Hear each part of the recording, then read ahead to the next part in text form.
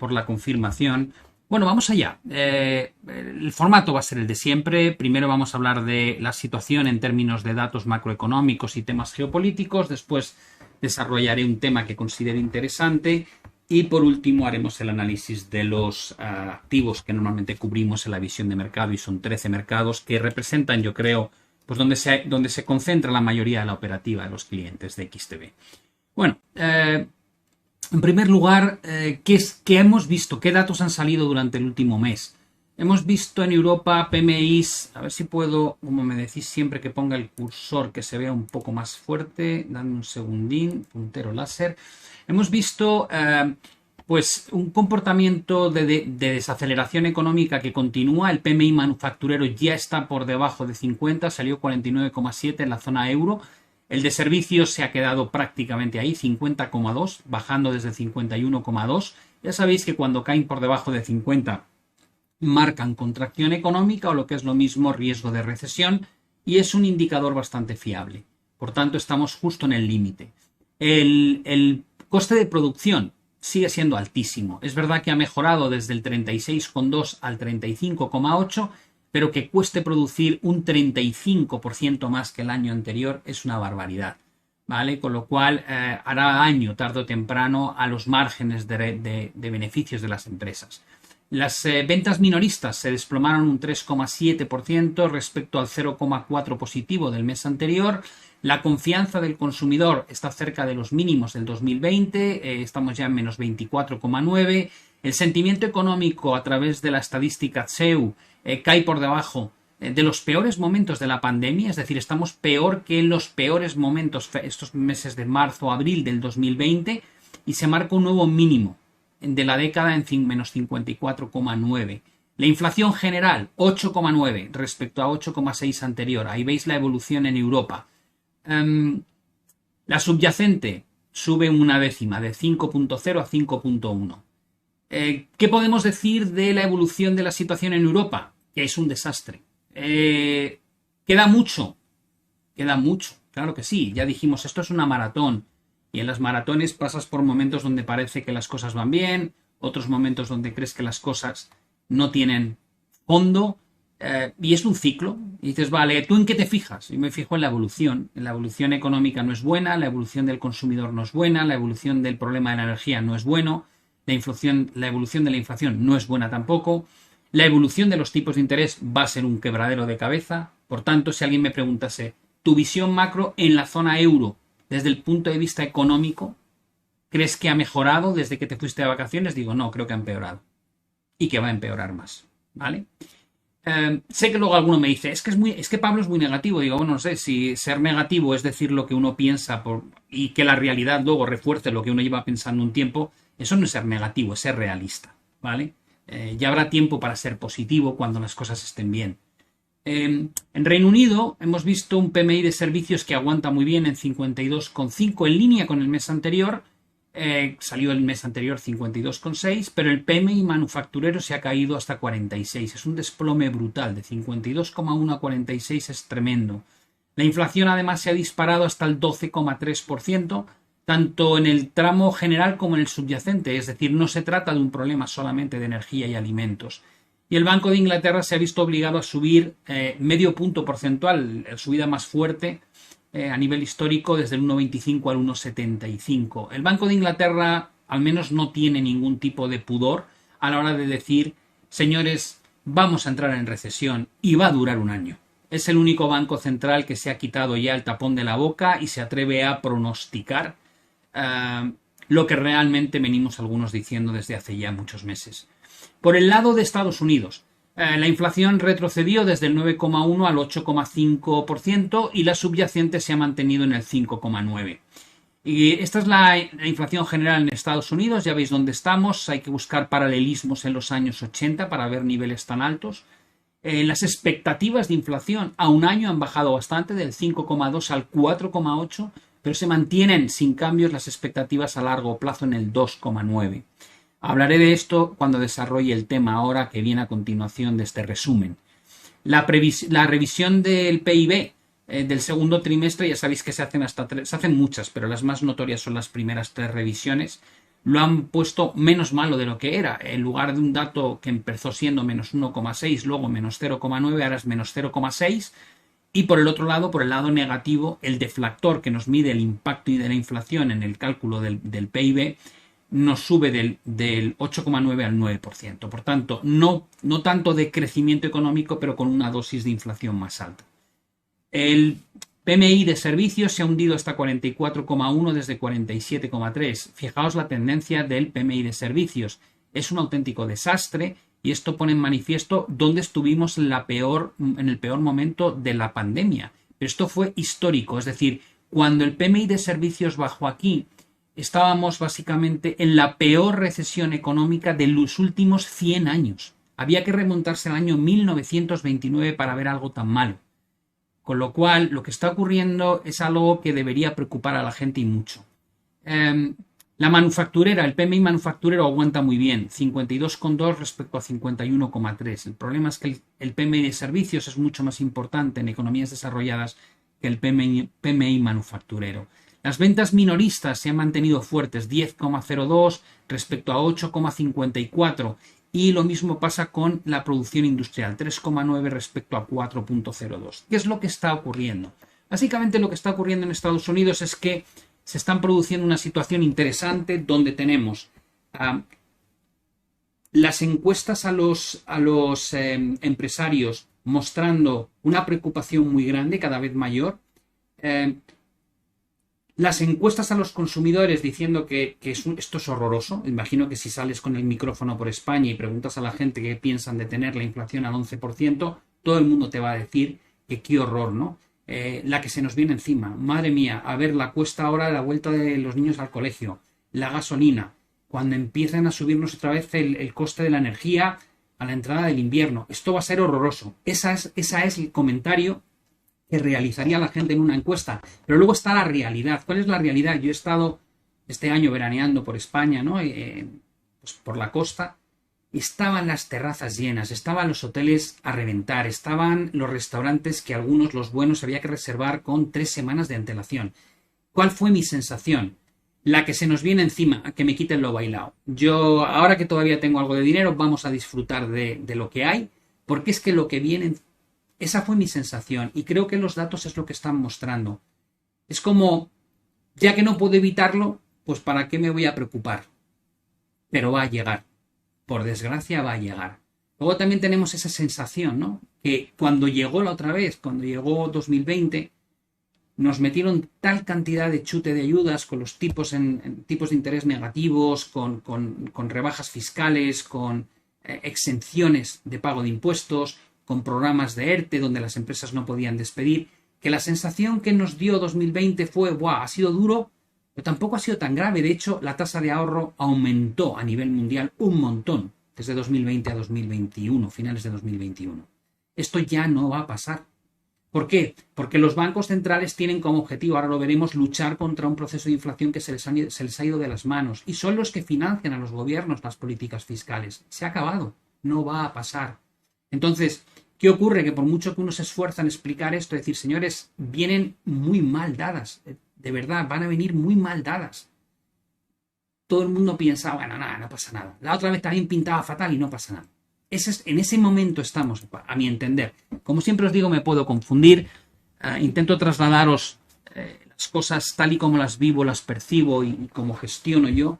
Y evidentemente, como todo hijo de vecino, me puedo confundir en los pronósticos y ojalá me confunda, porque si no me confundo va a ser durísimo para la población y durísimo para los inversores. En Asia, Japón ha registrado una inflación del 2,9%. Versus ¿qué? 2,5. Son 0,4 de salto anterior, pero lo más interesante es ponerlo en contexto. Japón tiene la inflación aquí, que como veis estamos rozando los picos de inflación más altos de las últimas décadas, ¿no? Esto es año 1990. Por tanto, para nosotros que estamos viviendo inflaciones de doble dígito nos parece un regalo. Ojalá tuviésemos la inflación al 2,9, pero para un japonés 2,9 es uno de los peores escenarios de los últimos 30 años. El PMI de servicios ha caído por debajo de 50, ya está en 49,2 y el manufacturero muy cerca de 50. ¿Qué quiere eso decir? Es que Japón se enfrenta otra vez a recesiones económicas con una inflación más alta de lo que suele estar dentro de sus métricas. China ha bajado, es una señal muy suave, de 3,7 a 3,65 los tipos de interés. Quiere mandar ese mensaje de estoy ayudando a mejorar las previsiones de crecimiento económico, y además ha incrementado los estímulos fiscales en 1 billón de yuanes y los va a destinar a gasto en infraestructura. Algunos analistas locales dicen que no va a ser suficiente para nada porque el mercado inmobiliario sigue con un desplome continuado de los precios y además están cayendo las ventas minoristas. El coste de producción sí está remitiendo con rapidez, del 6,1 al 4,2, y la inflación está en 2,7 respecto al 2,5 anterior. ¿Qué quiere esto decir? Que en este momento China y Japón tienen unos niveles de inflación muy distintos al resto del mundo, en este caso a Estados Unidos, a lo que se vive en Latinoamérica y a lo que se vive en Europa, y eso les permite llevar a cabo políticas monetarias no tan restrictivas, en el caso de China incluso políticas monetarias expansivas y políticas fiscales expansivas. ¿Por qué? Porque los últimos datos muestran que pese a que Xi Jinping tenía en mente que China iba a crecer en torno al 5,5% este año, el último pronóstico publicado por Bloomberg hablan ya del 3,5%. Son 2 puntos porcentuales menos de crecimiento. Aquí estamos otra vez con lo mismo. Alguien que diga, crecer al 3,5 sería genial. Digo, sí, claro, para una economía antigua, desarrollada, sería genial. Para China sería el peor crecimiento probablemente de los últimos 40 o 50 años. Por tanto, en ese aspecto también se detecta que hay un cierto problema. Por el lado de Rusia y la invasión en Ucrania, ya llevamos más de 6 meses, no se detecta un final cercano para nada. Da la sensación de que la guerra, tal y como planteábamos en el informe de principios de año, tiene un efecto inflacionista muy potente y plantea la gran duda de qué va a pasar en el invierno en Europa. Ya se hablan de planes de contingencia, racionamiento de la energía, posibilidad de blackouts, etcétera, etcétera.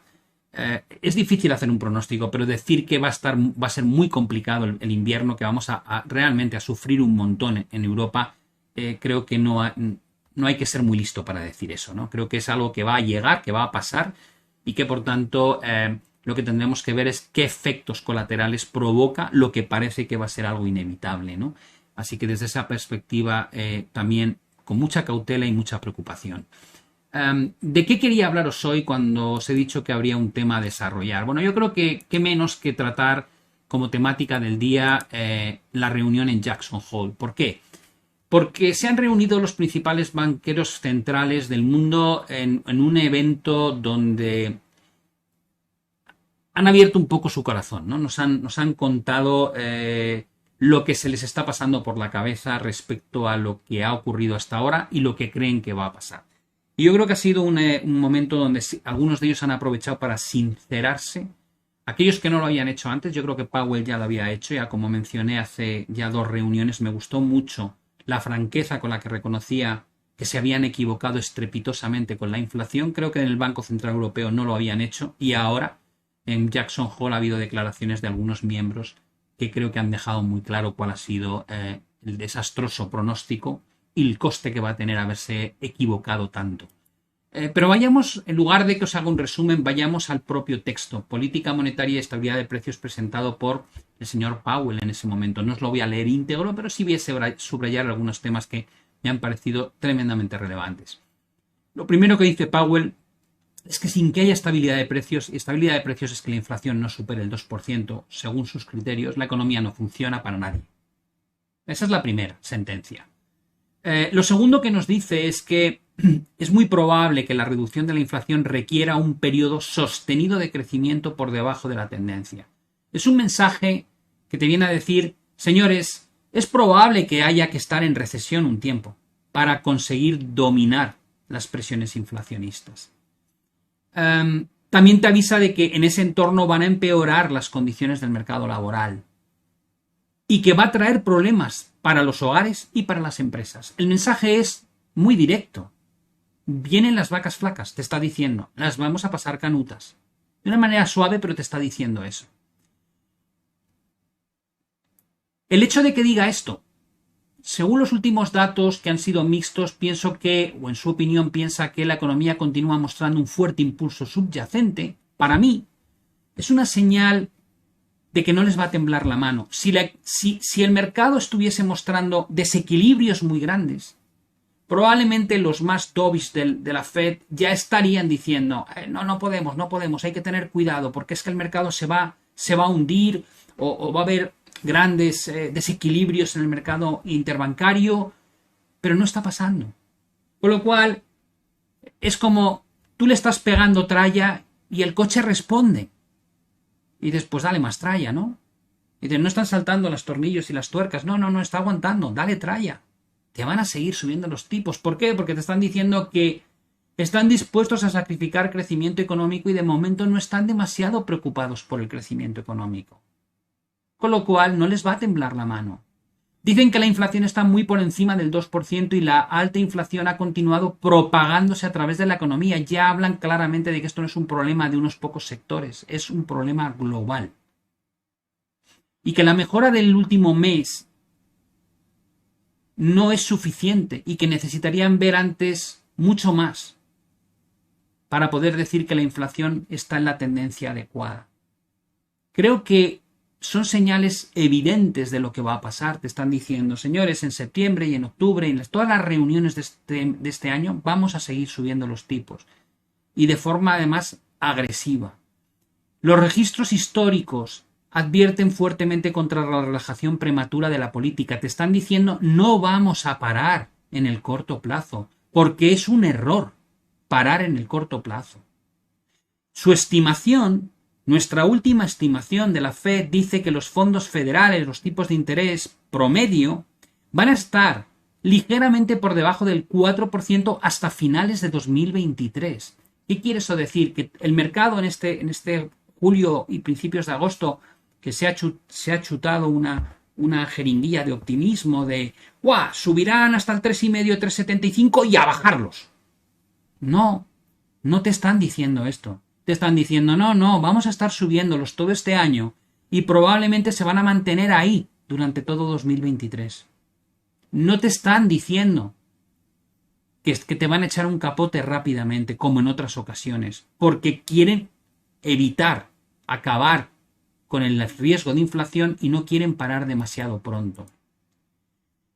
En la segunda parte del statement de la Fed nos dicen, nos basamos en 3 lecciones importantes que hemos aprendido. La primera lección, nuestra responsabilidad es ofrecer estabilidad de precios y eso es incondicional. No hablan de otras cosas, solo hablan de nuestro mandato para controlar la inflación. Una inflación que está al 8,5, es decir, 4 veces por encima de lo que debería estar. No estamos hablando de inflaciones como las de Japón o China, ¿vale? La alta inflación actual en los Estados Unidos es producto de una fuerte demanda y una oferta restringida. Y las herramientas de la Fed funcionan principalmente en la demanda agregada. Es decir, esto es un equilibrio, demanda y oferta. Y te dice, la oferta no la puedo controlar. Te lo está diciendo en esta frase. Así que le voy a dar tanta tralla a la demanda, ya que no puedo gestionar la oferta, para que la inflación baje. La demanda, el consumo, es el 70% del PIB. Quien no sepa leer aquí que vamos a meteros en una recesión de caballo, es que no entiende de economía. La segunda lección. Las expectativas del público sobre la inflación futura pueden desempeñar un papel importante en el establecimiento de la trayectoria de la inflación a largo plazo. Durante la década de los 70, a medida que aumentaba la inflación, la anticipación de una alta inflación se arraigó en la toma de decisiones económicas de los hogares y las empresas. Cuanto más aumenta la inflación, más personas esperan que se mantenga alta y construyen en esa creencia las decisiones sobre salarios y precios.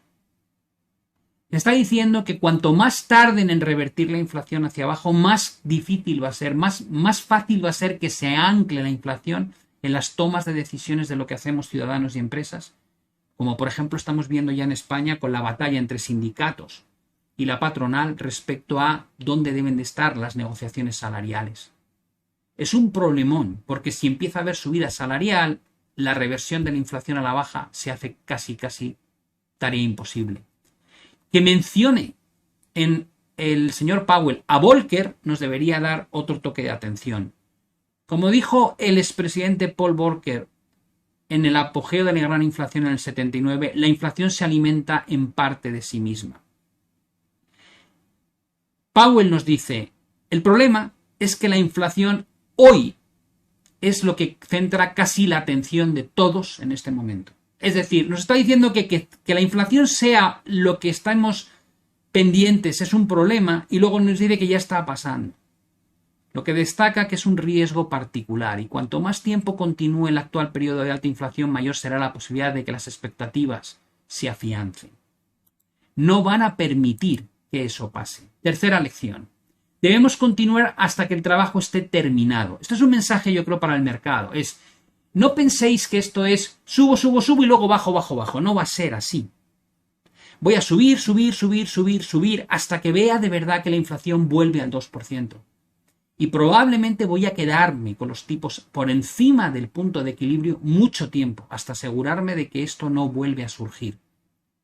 La historia muestra que es probable que los costos laborales de reducir la inflación aumenten con retraso a medida que la antiinflación se afiance.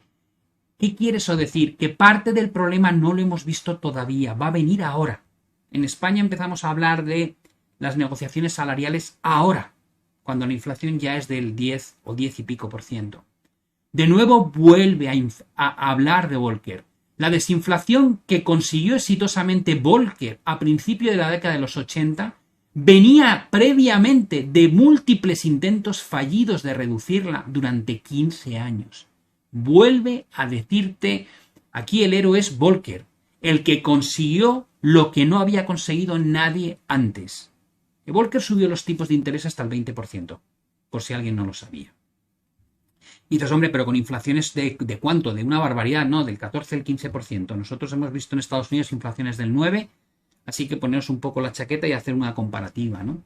En la última instancia se necesitó un largo periodo de política monetaria muy restrictiva para frenar la alta inflación e iniciar un proceso de reducción hasta los niveles bajos y estables.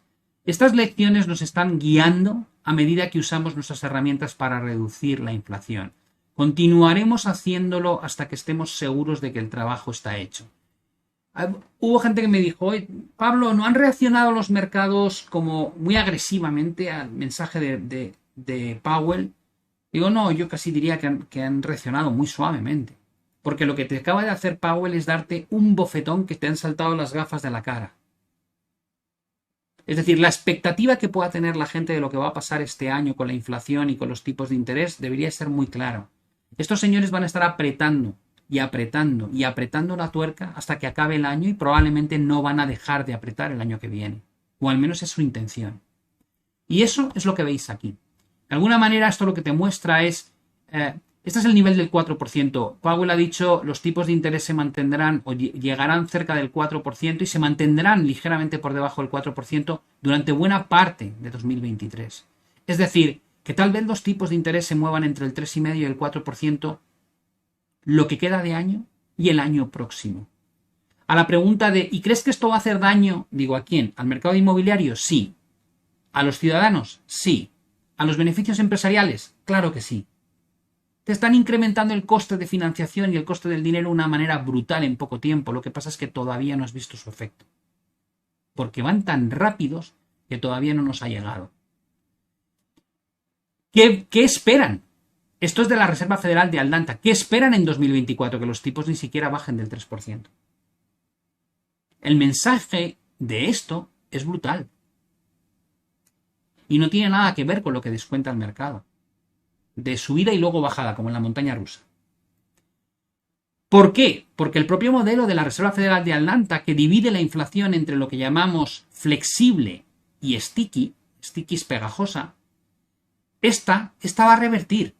La más rápida, la que se ajusta muy rápido a las situaciones momentáneas del mercado, sube y baja. Pero esta otra, fijaos qué estable es. Hacía mucho tiempo que no la veíamos subir y ya está por encima del 5%. Esta va a costar muchísimo que baje. Y más de un 5% de la parte que es sticky es mucho porque el objetivo de la Fed es el 2%. Lo cual encaja bastante bien con esta visión de no, subiré los tipos y los mantendré ahí arriba durante un tiempo largo.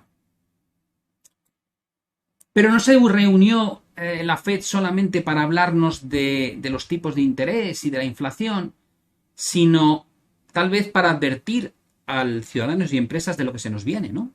Y yo creo que aquí está el truco de magia. Es un truco maravilloso porque yo veo a los inversores totalmente descolocados, ¿no? Y a lo mejor el descolocado soy yo, puede ser que esté totalmente sea erróneo mi visión, pero yo miro el mercado y los tipos, digo, me estás volviendo loco con los tipos de interés, si al 3,75, al 3,5, al 4%, si eso no es lo importante.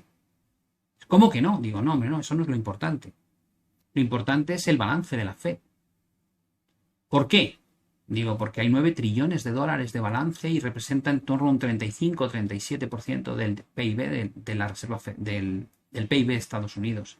Y dices, ¿y por qué te preocupa? Digo, porque no ha empezado todavía a reducirse, es la línea azul, no ha empezado a bajar todavía. Y va a bajar a un ritmo de 100 billones mensuales. Y dices, ¿hasta dónde? Digo, pues este es el planteamiento que ha hecho la Fed, esto es lo que pretende hacer. ¿Qué pasó la última vez? La única. Fijaos que desde que empezaron con el QE, nunca antes habían reducido el balance, salvo aquí. ¿Qué pasó aquí? Buah, liaron una parda con el mercado interbancario. Se fue el tipo de interés al 9%. Tuvieron que hacer líneas de swap con otros bancos. Hubo un problemón de narices y la bolsa, en pleno crecimiento económico, bajó un 21%. Por esto. Y dices, ¿y ahora van a hacer esto? Digo, sí, ahora van a hacer esto. O al menos lo van a intentar. Entonces, vale, ¿hay alguna relación entre esta línea de aquí arriba y la bolsa? Digo, sí, lo tienes aquí abajo. La línea verdosa aquí es azulita. Y el SP es la línea negra. Y dices, ya, pero el SP ha empezado a bajar. Digo, sí, por los tipos de interés. Digo, ¿y le ha afectado ya la reducción de balance? Digo, no, ni ha empezado. ¿Qué pasó cuando redujimos el balance así? Digo, pues que se lió una gordísima aquí con una caída de un 21% y un auténtico desastre. Y previamente ya habíamos tenido una corrección de un 16%. Pero había crecimiento económico y no había inflación. En este periodo no había ni problemas de crecimiento económico ni de inflación. Ahora hay problemas de crecimiento económico, problemas de inflación, subidas de tipos a un ritmo que no hemos visto jamás desde la década de los 80 y esta línea azulita que va a empezar a bajar a buen ritmo, a bastante más ritmo que esto. ¿A partir de qué mes? Del mes de septiembre. Dices, ya. Entonces, ¿tú crees que la línea negra? Digo, creo que la línea negra le queda mucho por bajar. ¿Puede pasar que la Fed cambie y no reduzca el balance, no suba los tipos? Puede pasar cualquier cosa. Pero si hace 48 horas uno estaba atento a lo que han dicho no es eso. Han dicho todo lo contrario. Han dicho, no, señores, a ver si lo entienden ya. Más coste del dinero, más alto y más reducción del balance. Eso es lo que te han dicho. ¿Qué más? Y después ya tienes la curva invertida. Dices, hombre, no está invertida entero porque esta parte de aquí, digo, sí, el mes, 3 meses y el año es esto, ¿de acuerdo? 3 meses, 6 meses, perdón, un mes, 3 meses. Y de esto todavía no está, digo, te va a meter una subida entre 0,50 y 0,75 en cuestión de menos de un mes. Esto te lo va a poner aquí. Y en la siguiente te lo va a poner aquí. Vas a tener la curva perfectamente invertida. Pero la curva, tal y como la miramos, normalmente la inversión la medimos entre 1 año y 10 años, ya la tienes en menos 0,33. Que es más invertida que en 2020, más invertida o casi igual de invertida que en 2008, que en el año 2001, y así sucesivamente en todas las grandes crisis. Evidentemente se invirtió mucho más en 1980. ¿Qué quiere decir esto? Que si la inversión de la curva pronostica con una fiabilidad brutal y muy buena recesiones futuras, ya no estamos hablando de si estamos ahora en recesión. Es que vamos a estar lidiando con recesión en 2023. A lo mejor el siguiente trimestre sale positivo. Lo gordo va a venir a partir de finales de este año probablemente. Te lo está diciendo, señores, todavía no han visto el efecto de lo que hemos hecho con los tipos de interés. Todavía no lo han visto. Y vamos a seguir subiéndolos. Es como el otro día veía un vídeo que me llamaba la atención, que estaba había unos que estaban viendo un glaciar y se desplomaba parte de la pared del glaciar, ¿no? Y según lo veías la magnitud de lo que caía al agua Y yo para mí, antes de ver más el vídeo, pensé, vaya ola, va a salir ahí. Y estaban con la barca con el motor tranquilamente parado y tal, y de repente se levanta una pared de agua. Y ves cómo arrancan la motora a toda velocidad, le dan todo lo que pueden, máxima potencia, y la ola va acercándose y ellos van escapándose. Finalmente consiguen escaparse. ¿Qué sensación tengo yo? Digo, que la pared de hielo ya ha caído, pero tú ves la ola lejana. Y estás como esos, perdonad que insulte, pero es que a veces me parece la gente imbécil, los que se hacen un selfie cuando ven que viene la ola del tsunami, ¿no? Y dices, pero bueno, no, ¿cómo se te ocurre quedarte ahí haciéndote un selfie? Pues tengo un poco la sensación, al menos mi sensación, ya os digo, me puedo confundir, pero tengo la sensación de que los inversores están haciéndose selfies. Y digo, no se dan cuenta de lo que se nos viene encima. O sea, tan difícil es de verlo. La herramienta que mejor pronostica las recesiones, la inversión de la curva completamente invertida. El final de la subida de tipos que falta por llegar. La duración de tipos al alza te están diciendo que va a ser larga. La reducción del balance de la Fed te dicen que ni ha empezado. Y ya estás con 2 trimestres negativos en términos económicos. Y los inversores están mirando que los bancos de inversión dicen que este año, el que viene y el próximo, los beneficios empresariales van a seguir subiendo cada año más. Digo, yo no sé, voy a volver a agarrar el libro de economía con el que estudié y voy a repasar conceptos. ¿De por qué creo que pasa esto? Porque los bancos centrales han estado manipulando los mercados de tal manera durante década y media que no importaba lo que ocurriese. Es que daba igual. Hay una recesión, da igual, estímulo, tipos más bajos, mete ayudas, pum, pum, pum, todo para arriba. QE, para arriba, para arriba, para arriba. Que la gente le ha perdido el miedo. Es como que viene el lobo y ya no me lo creo. Nunca viene el lobo. Para el inversor nunca viene el lobo. Esa es la sensación que yo tengo.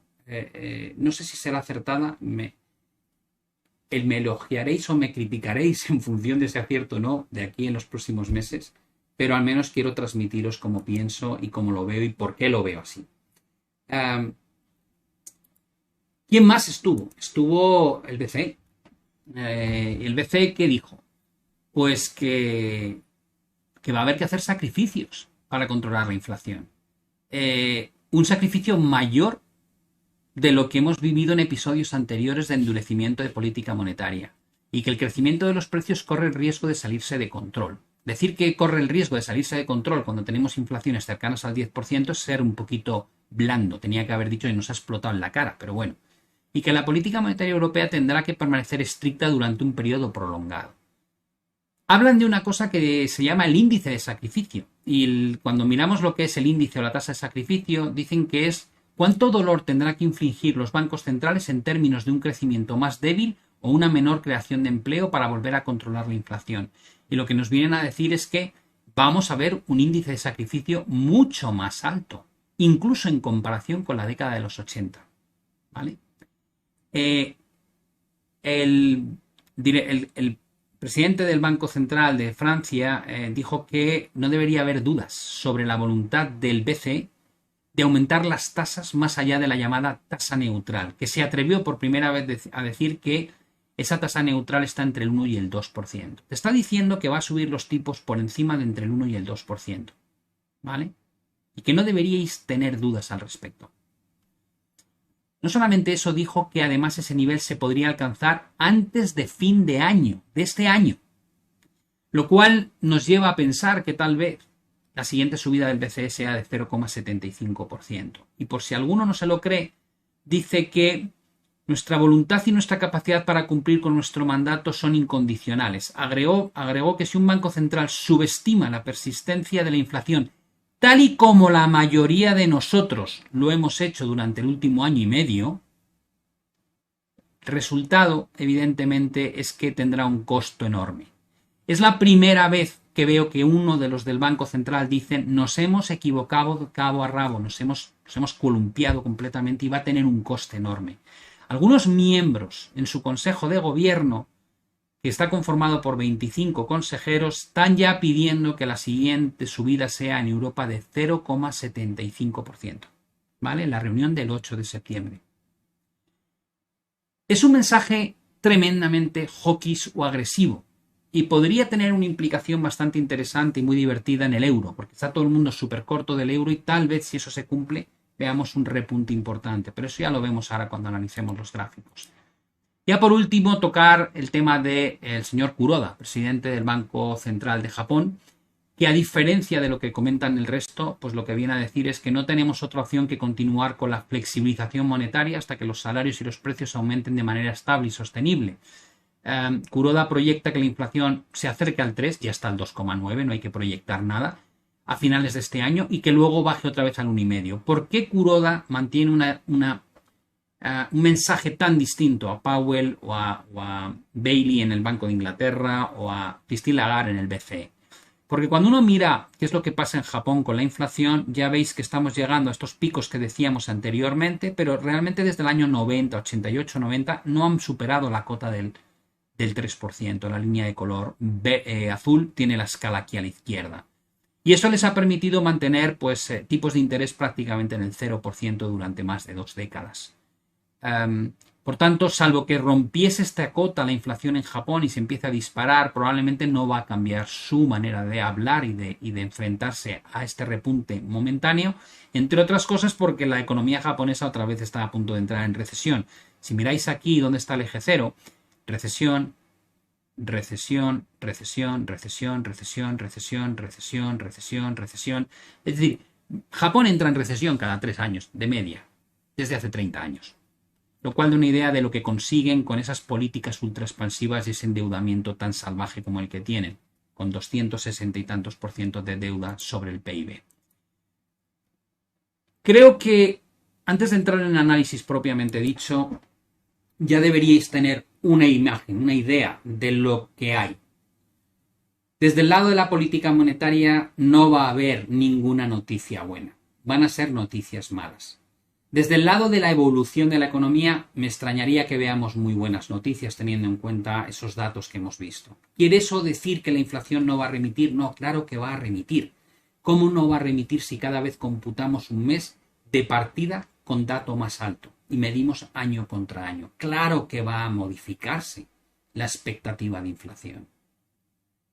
Pero por otro lado tenemos lo que no ha llegado, el efecto real de incrementar el coste del dinero, que va a afectar a todo, al inmobiliario, a los particulares, a las empresas, a los márgenes de beneficio, etcétera, etcétera, etcétera. Y por supuesto, el efecto que va a tener en los mercados cuando el QT o lo que llamamos el quantitative tightening finalmente haga aparición en el mercado, porque todavía no ha ocurrido. Si nos vamos ya